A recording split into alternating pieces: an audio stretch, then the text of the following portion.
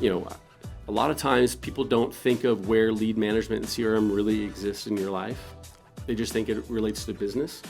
But what I found is that CRM and lead management actually exist in your personal life. You just don't think of it that way. Some people might look at it as like, oh, you're systematizing your friendships, but it's like, not necessarily. I'm gonna forget otherwise. Right. That's better than the alternative of forgetting to wish my friend a happy birthday or to check in on them and things like that, because otherwise we're just not going to do it at all. Right, and life gets busy and we forget, and what does that do? It damages our relationship. At least we have a system in place that will allow us to help it, at least nurture it.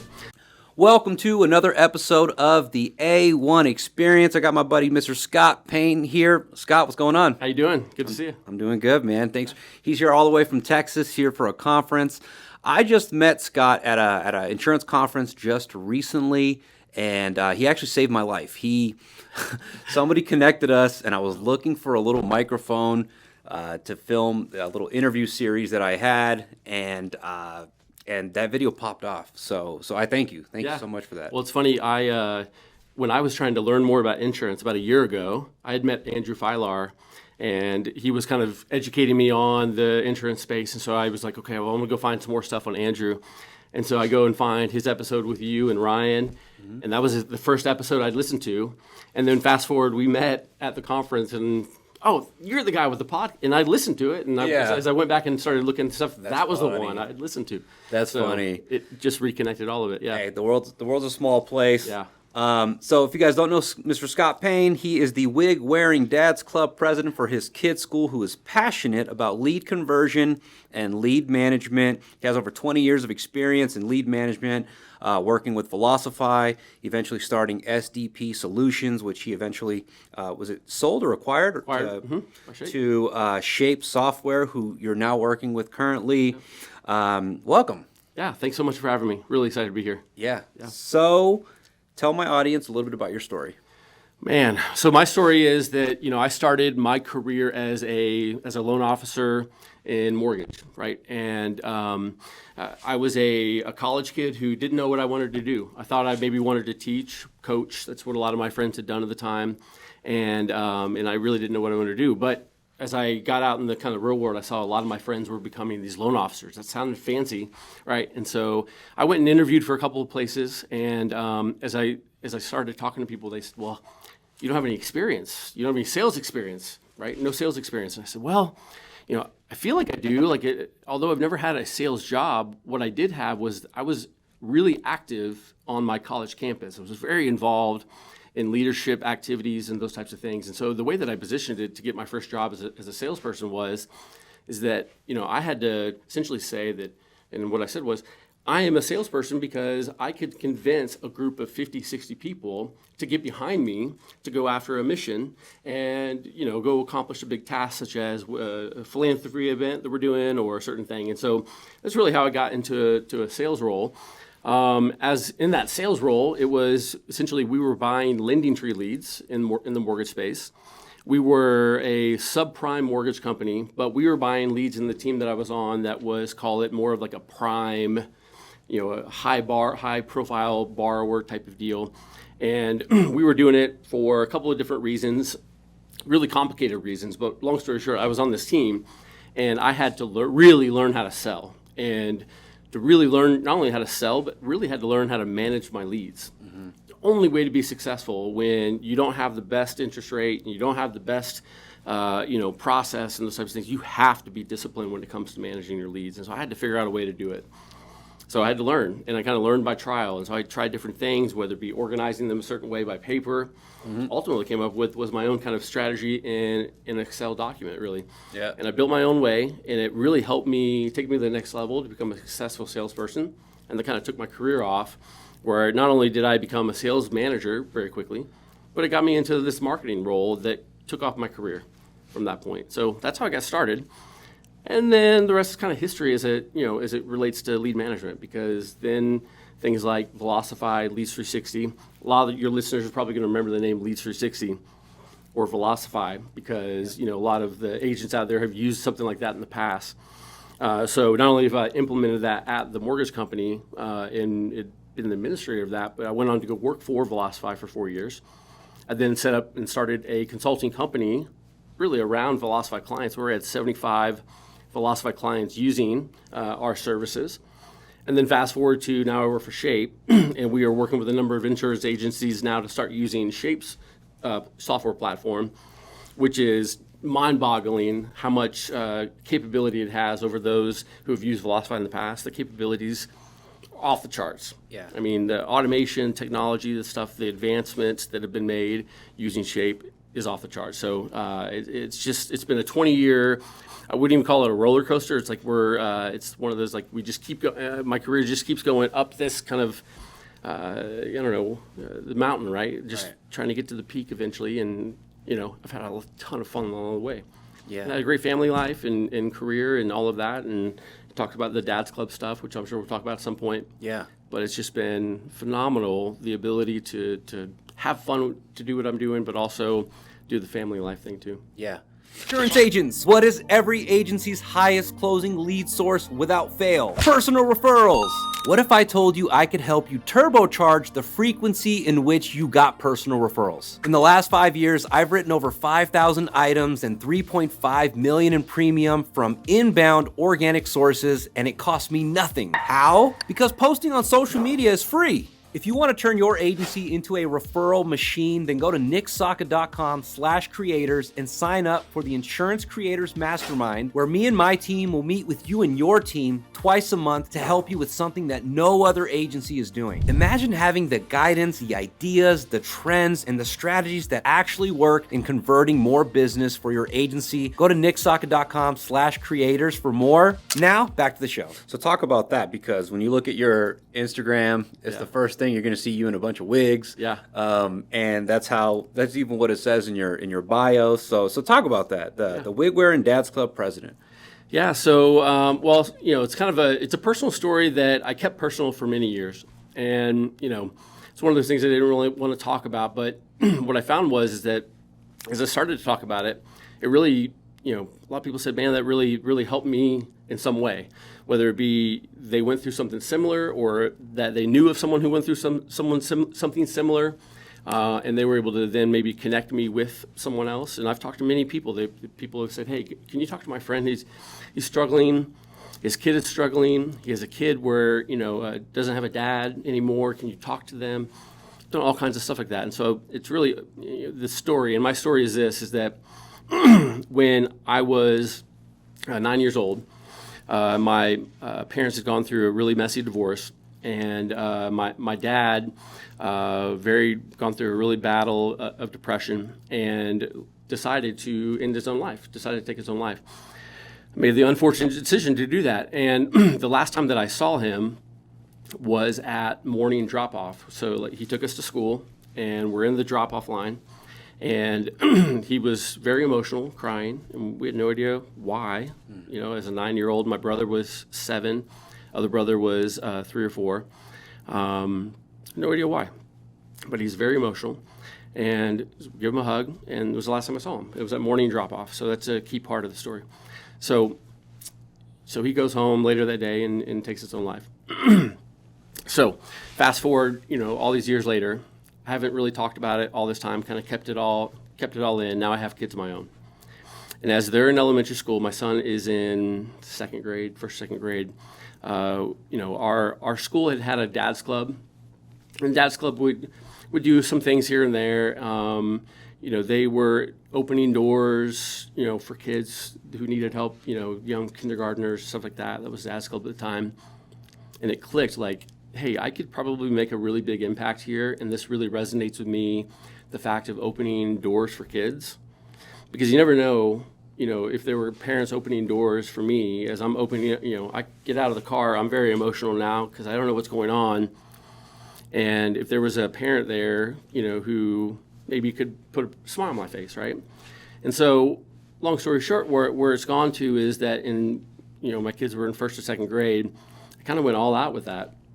And we started playing music and made it fun. And really, I encouraged the other dads, like, hey, we never know the story of a family situation. We never know what's going on. It's our job to make the kids smile, have fun, laugh. And when they walk into school, they should have the best day they're having, best day ever.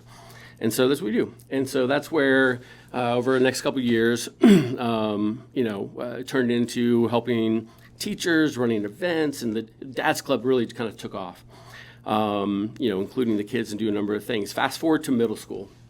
Now you have kids who are, teenagers. They don't want dads around. They don't want their parents around. It's so awkward in 6th grade, 7th grade. They don't want anybody around. But guess what? I talked to our principal. I said, hey, is there any way that you think that we could still open doors in middle school? Is that possible? And he's like, absolutely, let's do that. He's one of those guys like, absolutely, let's do it. Would love to have that male presence around as much as possible. Okay, cool, let's do it. So I recruited a couple dads, and sure enough, we started opening doors for the 6th, 7th, and 8th graders. And, it was a little weird at first. Like, they didn't really want us there, but we're playing music that was cool music that they like, right? And if you do that, you get a little more street cred. And then, we just made it fun, right? And those ages, I think, are even more important because now they have a lot more stress. They have, homework. They have, lots of things going on in life. You're starting to see more depression at that age and those types of things. And bullying is happening. A lot of bullying happening, just lots of things happening at school. And so if we can, get someone who's more apprehensive coming to school, get them to smile, give them a high five, do whatever it is. I mean, you should see some of the dances that I do. It is crazy. Like, I have an awesome gritty. Like, oh my gosh. Are they on the best video? Gritty. I have lots of video of it, yeah. All right, we'll see if we can get one chopped into this For video. sure, yeah. The gritty is off the charts, in my opinion. Now, whether or not my daughter would say that, probably not. But and so then all of that to say, what it turned into with the wigs is that I said, I want to step it up a little bit. Like, how else can I be funny? And so I got the idea to essentially start wearing these like funny wigs, and it started with like the funny hats that had the fake hair on top. And then I was like, I'm going to go out with the all-out wig or whatever. And I was like, I'm going to embarrass my kids. But my kids are so mature that they know enough about my story and why I do it that they were like, they weren't embarrassed. They were like, I think that's cool, Dad. Like, you should do that more often. You should do more of it. Yeah. My kids are amazing. You should do that more often. And so it turned into this whole thing where not only was I wearing wigs, I started wearing these costumes, dinosaur costumes, and these all kinds of blow up little things, and really just turned it into this, like, what is Mr. Payne going to do today? And if he wasn't wearing the wigs started to become a Friday thing, and then became a kind of an everyday thing. Pretty sure it's expensive to buy all these different accessories. Well, I can't even imagine the Amazon drivers who's pulling up like, what is this guy doing with all these wigs? I have a whole collection. And so, I think that, end of the day, my kids are cool with it. My kids are happy with it. They know the reason behind it, And so what I'll end up doing and how it really is kind of evolved into my brand, and I'm going to mess up my hair here, but, essentially I did this, and then I work for Shape, and so I got the Shape headband, right, and I did this. And then that turned into, like, the muscle shirt. I'm going to get in shape now, and I have these sweatbands for my arms and this type of stuff. And so then I took that, and on Fridays I started recording these videos. Essentially where I was, as I was walking up to the school, like, hey, it's Fun Hair Friday. I'm recording this video because I'm going to give you some motivation about calling your leads today. Like, no one likes calling their leads. Mm-hmm. Everyone thinks CRMs are boring. No one likes logging in. But, hey, it's Friday. Finish week strong. Here are some things that you should tackle. Use a prioritized view, blah, blah, blah, blah, blah, whatever it is, right? 30 seconds, 60 seconds, record the video, Fun Hair Friday, go on, right? And so that's what it turned on to. Then I started going to conferences, and I was wearing the wig. Conversation starter. Conversation starter. People recognized it. People recognized me, and it's just turned into the brand thing. And as silly as it is, once people know the full story behind it, it adds a whole different layer to it, right? But at the end of the day, it's like it's a lot of fun as well. So you get a lot of crazy looks. I'll say that. Yeah. Especially when I added the muscle shirt to it. So I don't have the muscle shirt on right now, obviously, but I have this whole like painted on muscle shirt that I've worn to a conference. And so I'll walk around like this, and just the number of like eyeballs you get kind of walking by. But multiple people have said, people I didn't know have said, did you see that guy? He was wearing the muscle shirt yesterday? And I'm like, that was me. They're like, no way, that was me, whatever. Yeah. So, I would say for the agents that are out there in their local community, I think to them, it's how can you find your way to be different than the other agent that's on the other corner? Mm-hmm. What is that way going to be? right? Does it have to be a wig? But could it be a certain type of shirt? Could it be a certain color? Should it be something to make yourself different than the other person, so that when you're at an event, again, I go to places now and they're like, "Where's the wig? Where's the wig?" And so now I literally Part of your identity. yeah, at that Texas conference I saw you at, I had it in my pocket because every time I had 3 people say, "Where's the wig?" And I was like, "Oh, it's in my pocket." I don't want to freak everyone out. They don't know what it is here, so I kind of cautious where I wear it. But people know me now with the wig part. So, anyways, that's how I deal with it. Well, that's awesome, man. Well, I just want to acknowledge you for using a part of your story for greater good. I think it says a lot about you. You're kind of using that pain and of what happened to you for other people, and I can't pay enough respect for you for that. So that's really awesome. Yeah, appreciate it. And you're absolutely right about branding in your local community. Just how do people recognize you? I'm a part of Neil's Mastermind, and there's this guy named Chris Doe, and this guy has like over 1 million subscribers on YouTube, and he's just a master of brand. And I think when he was telling his story, he started wearing these ridiculous glasses, and his wife is like, "You're not going to wear those," and or "You're not going to buy those," and he's just like, "I'm going to buy them now just because you said that." And between the glasses and his hat, it's become like how he's known. He's even made a logo out of like just the shadow of it, and so on and so forth. And so I think you're right. I kind of wonder how I can do something where I stand out a bit more as well, but I don't know. I need to figure that out. Got a kid on the way. I think there's opportunities to weave that into it. Yeah. So as a dad, hey, you started a dad's club for your preschool coming up, right? Yeah. Who knows? There's a lot you can do. Absolutely. Yeah. Yeah, so much you can do. Yeah. So, 20 years of lead management experience, customer management, or lead management and CRM. I think you nailed it. That a lot of us don't properly manage our pipelines. We don't manage our leads, and not in just insurance, but in any industry. Sure. What advice do you have for insurance agents on better improving their sales process through CRM or what have you? I would say, there's so many things I could say, no doubt. But I would say usually start with the basics, right? Which sounds so cliche. Everyone would say, start with the basics of things. But what I mean by would be something like this. A lot of times people don't think of where lead management and CRM really exists in your life. They just think it relates to business. But what I found is that CRM and lead management actually exist in your personal life. You just don't think of it that way, right? And one of the things that I use Shape for today, so Shape is a lead management CRM system, as I mentioned. So you make phone calls, emails, and texts. You have a prioritization structure. It's just off the chart, the number of things you can do. But how I use it for my personal life is there are times when, as a 43-year-old, starting to get gray hair type person, I'm starting to forget things, right? And I have so many contacts, and I have so many friends. Well, that sounds cocky. I actually don't have a ton of friends. Sorry. I need more friends. I need more friends out there. But I have friends, right? But friends a lot of people. Yeah, but I have friends that I grew up with for years and over college, and you have this group of friends. And I'll give you a great example. I have a friend who was so good friends with, and such good friends with in college. And he called me one day and said, "Hey, my mom is sick." And I was like, I'm so sorry. And this is right in the middle of craziness at work. I'm so sorry to hear this. And we talked about it, what have you, right? Fast forward 4 or 5 months, and he called me back and he said, "Hey, she passed away." And at that point in time, it hit me like that. This is not acceptable for me any longer to just try to manage my personal life by myself, because it's not working. Here I have one of my best friends who I didn't call and check in with him every 2-3 weeks like I should have as a good friend to see how his mom's doing. And now 4 or 5 months later, his mom passed away. And I felt terrible.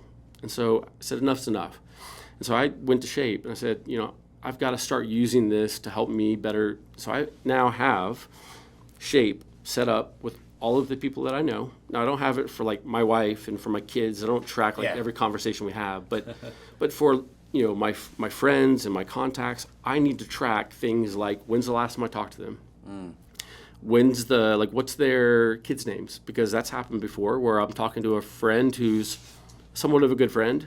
Yeah. I don't talk to them all the time, but it's pretty embarrassing when you forget their kids' names, when you probably should know their kids' names, right? So, tracking that so that the next time I talk to them, I can pull it up in the system and remember, right? So it sounds kind of like cheating, but it's not. It's just I got to remember these things, and so now I'm not using it to drip market emails and do all the things that I could, but Sending really a template email. Yeah, sending template emails. Like I thought about it, that'd be kind of cool, and I thought about sending what if there was text messages I could send. It's really powerful though, because some people might look at it as oh, you're systematizing your friendships, but it's not necessarily. I'm gonna forget otherwise. Right. That's better than the alternative of forgetting to wish my friend a happy birthday or to check in on them and things like that, because otherwise we're just not gonna do it at all. So I think it's a different way to look at it. I've never considered it that way, but it's the truth. It's how else are we managing it? We're relying on social media or Facebook. Right, and life gets busy and we forget, and what does that do? It damages our relationship. At least we have a system in place that will allow us to help it, at least nurture it. So I even have gone as far to have and this is something we do set up a lot with referral partners. So let's say that you're an insurance agent and you're getting business from a CPA and you're getting business from a mortgage person or what have you. You probably have, if you have that example, you probably have those who are your A, B's, and C's. You probably could rank them 1, 2s, and 3s, right? These are my VIPs. I get some from the 2s and not many from the 3s, but I would love the 3s to be a 2, and I'd love the 2s to be a VIP and vice versa. I don't want the VIP to go down to a 2, right? So what I've set up for my just personal life is I have my best friends, I have my decent friends, and I have my new friends. My new friends, I want to become a decent friend or a best friend someday. And so I have different things set up, such as a priority view would say that my best friends, I need to follow once a month. Mm-hmm. My okay friends follow once every 2 months, 3 months, so on. So I can build these different rules to say, when's the last time you had a conversation and checked in? And it's automatically telling me, hey, follow up with this person, it's been this long. Or you could set an event hey, this person was having something I did the other day. This person's having surgery on a certain date. So I set an event to check in the day after the surgery, and so that way it was reminding me to call them and check in. We might do that anyway. We're going to put it on a Post-it note. We might forget that way, but at least it's in the system. You can check in and at least have a systemized way that's consistent to do it. So and even if you if we were to treat our regular leads in the same way that we treat our friends, how powerful is that? Right. How many people, instead of following up and saying hey, I was just circling back and wanted to see if you're ready to get this insurance policy started. It's hey, I'm just circling back because you told me you were going to have surgery. Just wanted to make sure everything was okay. And that's some awesome stuff, man.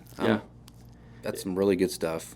It's one of those things too. I used to have salespeople who we would send them these inbound leads all day long, and they would just take inbound call after inbound call, right?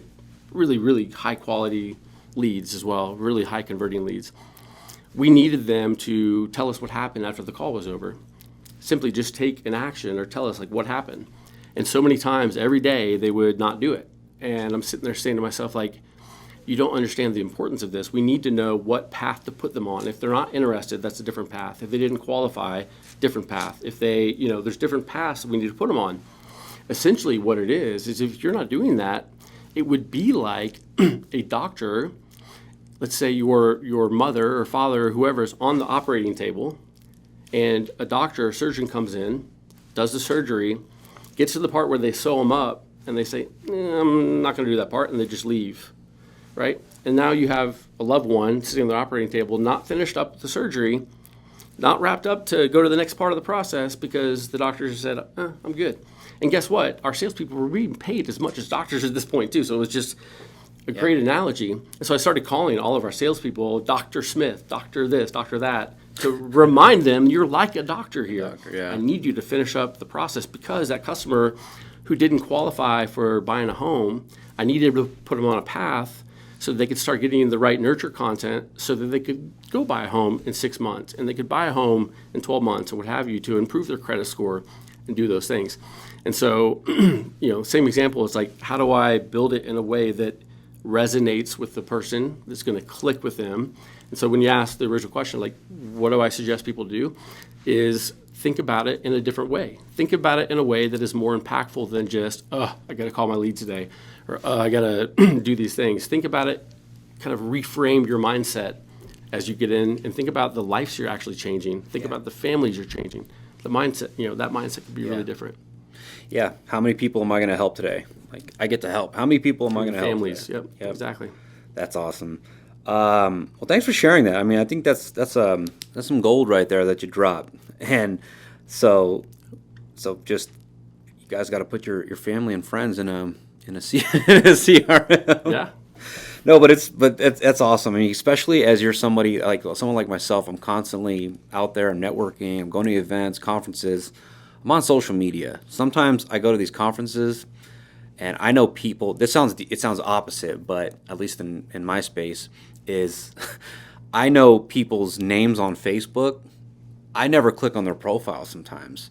So when somebody's constantly commenting and then they come up to me at a conference, I'm like, who are you? And then they give me their name, or I look at their name tag and I'm like, oh, hey, I know exactly who you are. Yeah. And so for somebody that's constantly building those connections, it's important. Absolutely. Because it's not even like how you initiate that relationship, it's how you follow through and how you keep watering those friendships. So really powerful stuff, man. Thanks for sharing that. You got it.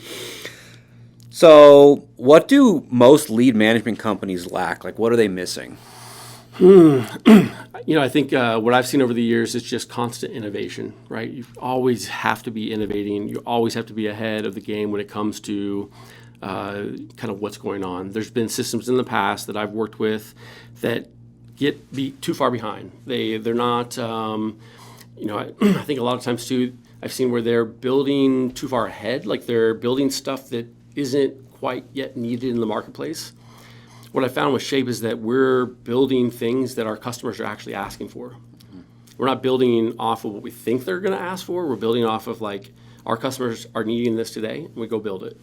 Gotcha. And we build it quick, like we build it fast. Like there's no like these long 3 to 6 month time frames. Like there's literally things that we have built in the insurance space.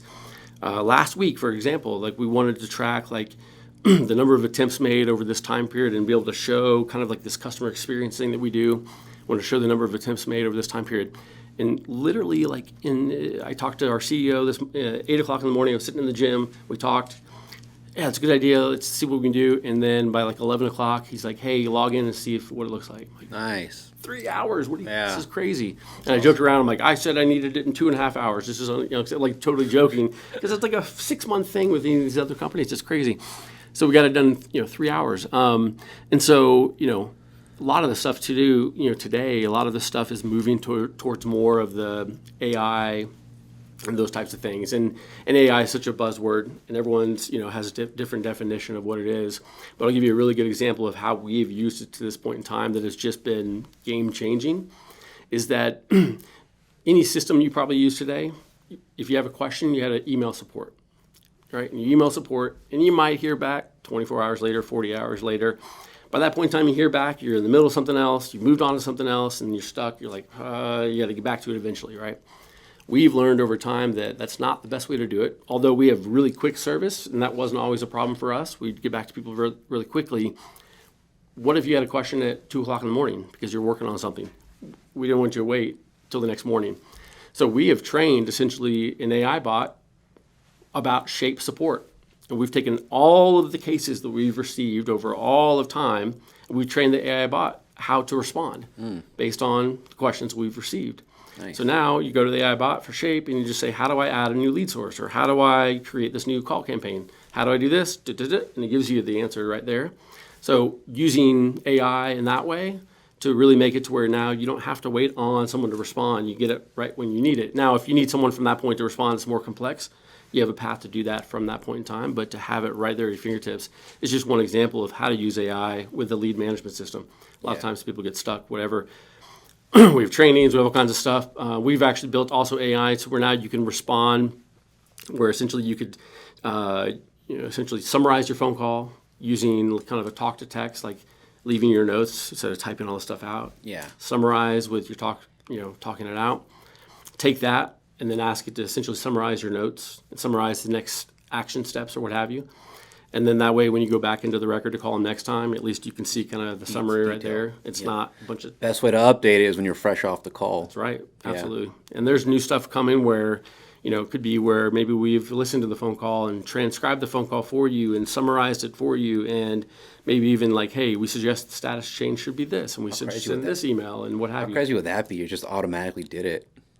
We looked into your call, and we know that you need to call them back in 4 months after their pet, whatever. I mean, we are on the edge of doing those types of things. Wow. Yeah, very quickly. And, and there's a lot of companies who are not. And so that's, as far as what companies to be partnered with, those are the companies you want to be asking those questions, like what is your roadmap for these types of things, and understand what the roadmap is. Ask how many adjustments you've made to the system, what over the past, like Shape, last year we made over 1,000 adjustments to the system over the past year. We're on track to beat that, maybe even double it this year. Always be innovating. That's awesome. Yeah.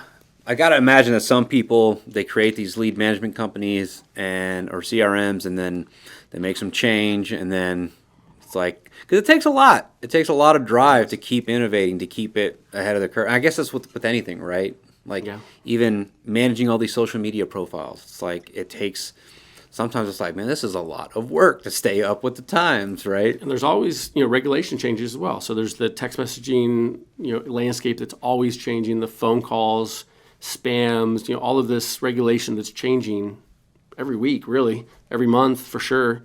Right. And so you have to have a company who is really invested, not only to stay in front of that, but also to have people who are staying on top of those regulation changes. We've seen a lot of companies who have not stayed on top of those things, and now they're chasing their tail a little bit, trying to figure it out.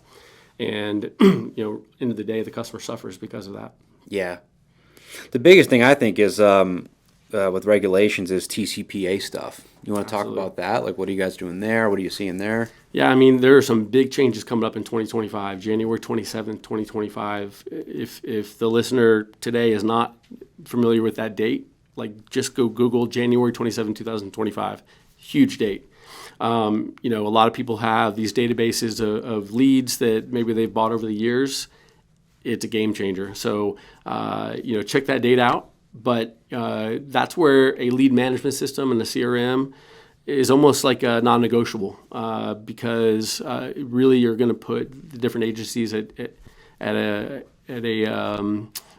crossroad really because it's going to be a hot topic. There's lots of lawsuits and all kinds of stuff already happening.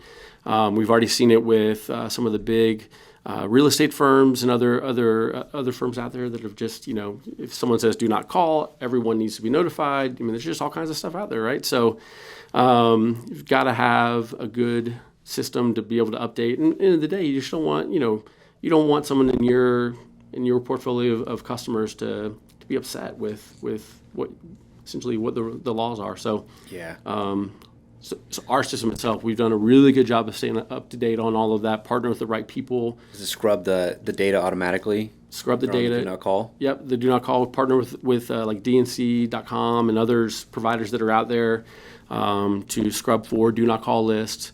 But, it really comes down to, one-to-one consent. We're doing a lot of webinars coming up soon, so check those out on our website with Shape, partnering with a lot of the experts in the industry to really provide a guide and template to our customers as to here is what you need to do, here's what you need to expect, here are the things you need to be doing today to get in front of that.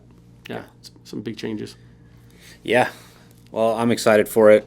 I don't know what it's going to do to the cost of leads, but I think will probably make it more efficient. You're going to have to be more creative, more innovative. Maybe even start having to generate your own leads.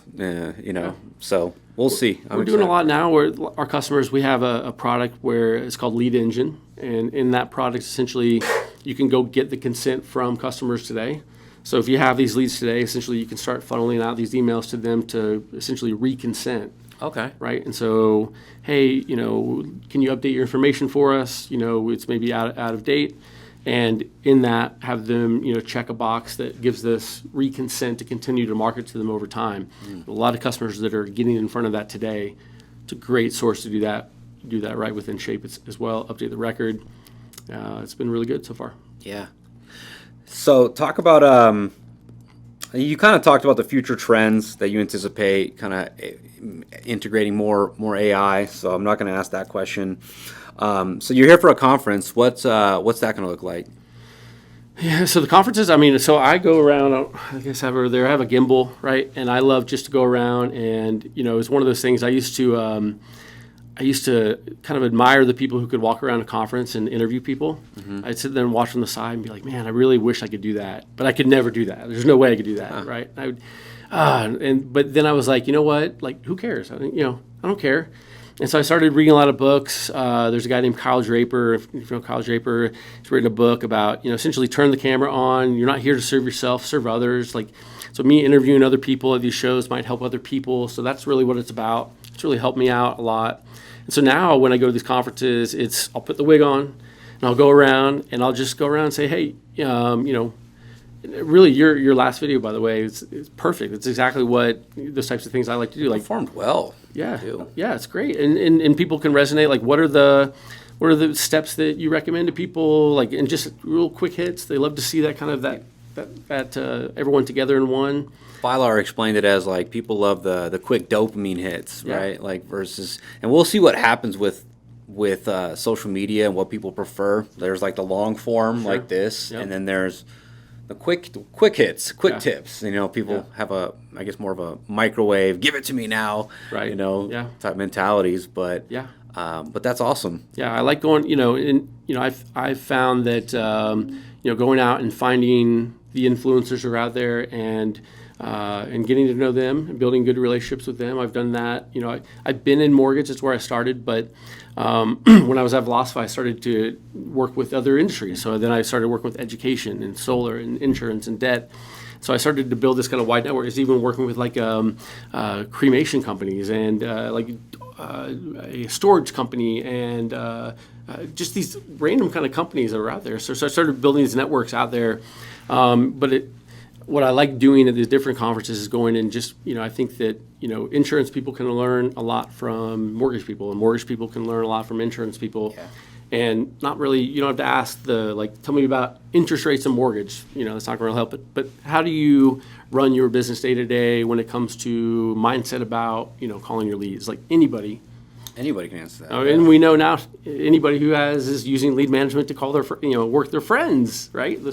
Or manage their friendships or whatever. Anybody can use those strategies. And so that's I just kind of go around, film, talk, meet people, listen to some of the things. Do you guys have a booth or you're okay? It's probably, probably more cost effective and just as, if not more impactful, to be shaking hands and collabing with people like that. Ultimately, what I've found to be the best way to do it is I'll reach out to the event person. So I'm not doing it this one, but other ones I've done this where I'll send them, hey, I have this podcast and I would love to come and interview people.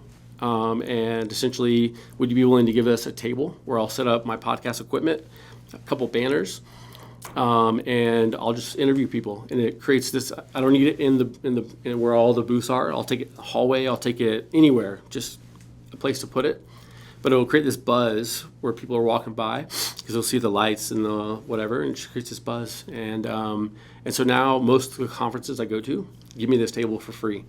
And I just go and show up and I record and walk around and I tag them on all the stuff that I do so they get some free advertising out of it. Yeah, for sure. And then I like to also record people on stage. I'll record them on stage and then I'll tag them on my post as well. They reshare it and now my name's getting out to all their people as well, and it's worked out pretty well. That's powerful. Yeah. Awesome, man. You're doing a great job with social media too. Yeah, thanks. Lots of consistency I see, and It's hard. Lead management is boring. Like I mean, it's almost as boring as insurance. but yeah, but you have some awesome videos, like hilarious videos. I got to figure out how to do all those, the funny stuff, right? Make it extra funny. Yeah. Yeah.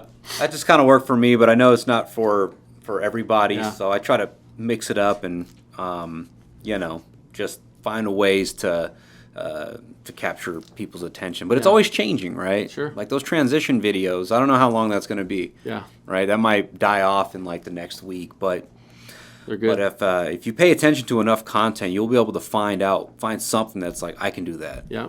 I love it. I can do that consistently. Yep. So, you kind of already answered that question. So I'm just going to ask you, I guess, I really want to ask you kind of just about fatherhood, because I think it's awesome about what you're doing with being involved, with your kids. So I guess just before I ask my last question, talk about fatherhood and kind of what that's done for you. Oh man. So I could go a lot of different ways with this. I would just say, I have a video being released probably in the next week or two. So maybe by the time this is released, it'll be out there. But one of the things in starting my small business back in 2019, SDP Solutions, was that I decided to really starting to include my kids in the business as much as possible.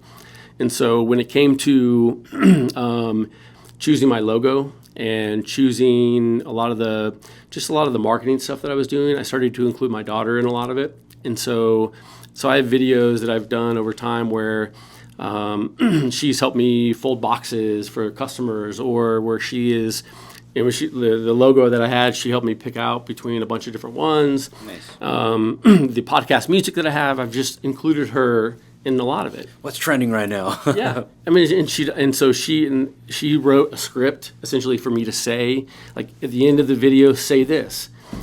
You're like, please like my video and subscribe and blah blah, because she watches all the YouTube videos. She knows what to say, so she wrote that out for me. I just have all these examples where I've included her in that. And so we've always talked with her, and we just kind of challenged her to be like, hey, set your sights on being a doctor. You can be a doctor someday, be a doctor, right? And, set them high, and if you end up being less, it's all good. But be a doctor. What we found over time is that she's actually pretty interested in being in like marketing now, or business, right? And it ties back to a lot of these things of like including her in some of these decisions.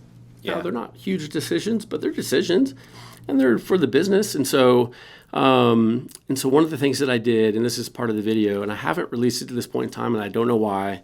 I really don't know why. It goes along a little bit with some of my stories that I've been talking to people about. Like, just post it.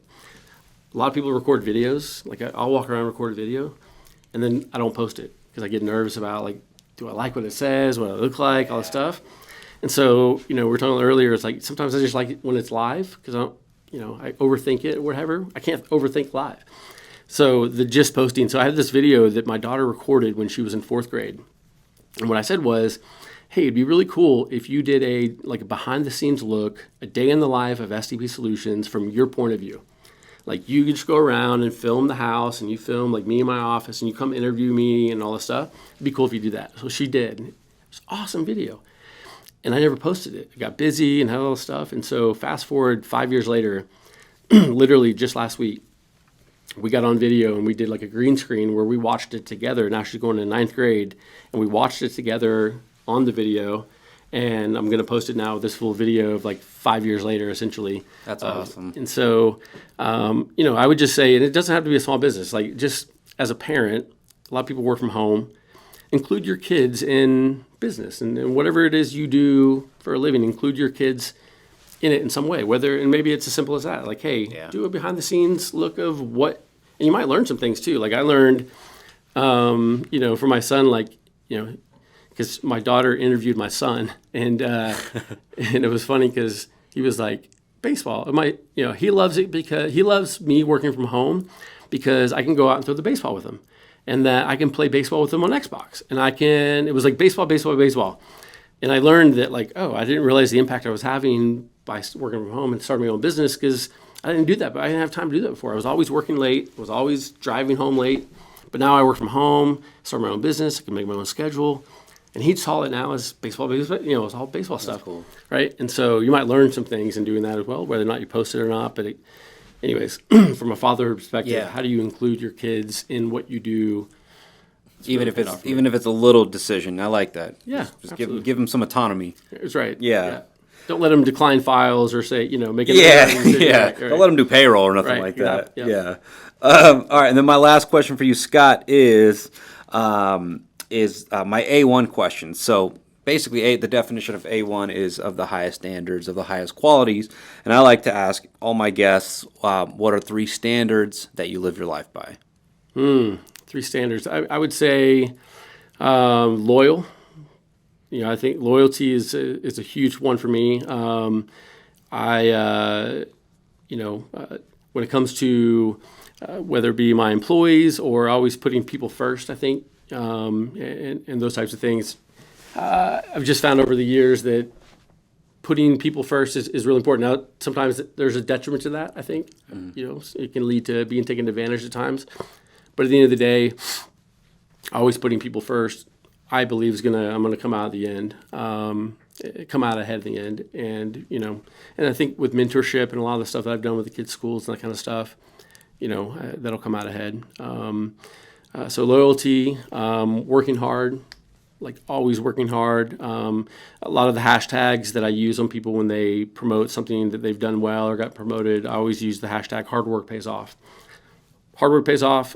I'll just kind of throw that on there. Like, if you work hard, it's going to pay off for you no matter what it is. You may not see it today, may not see it, the fruits of your labor today, and that comes a lot with lead management as well. You're going to be calling leads today that may not convert today, but they might 30 days, 60 days, 90 days later from now. The hard work you put in a day is going to pay off down the road. And then what's the third one? I probably would say something along the lines of fatherhood, being a good parent, being involved in your kid's school. I think that I've been my own boss, and then now I have a boss. But the very first thing when it came to the acquisition by Shape acquiring, the very first thing I said was, if we decide to do this, I need you to know the very most important thing to me is that my kids' schedule comes first, no matter what. The first thing that goes at the end of year, I get the new basketball schedule, new football schedule, it goes on the calendar, and that is the very first thing that comes first. Like, I'm not going to miss a kids game. I'm not going to miss that. And so, I have some tough decisions. Got to miss some things for work that are tough to miss sometimes. And I got to make some hard choices the other way. But end of the day, kids, family always comes first. Gotcha. Awesome. And last question for you is, how can my audience find you? So I would say, I do a lot of stuff on Instagram. I do a lot of on LinkedIn. LinkedIn's probably my big spot. So Scott Payne on LinkedIn. Instagram is Scott Payne _Shape CRM. Experimented with TikTok. I haven't done that quite yet. Still trying to figure that one out. But Instagram and Facebook a little bit. But yeah, Instagram and LinkedIn are my big ones. Awesome. All right, well, Scott, I appreciate you for joining us, and thank you for sharing all your value. So, Appreciate it. Until next time. Honored to be on. Yeah, Yes, thanks sir. so much. Appreciate it. Yep, appreciate it.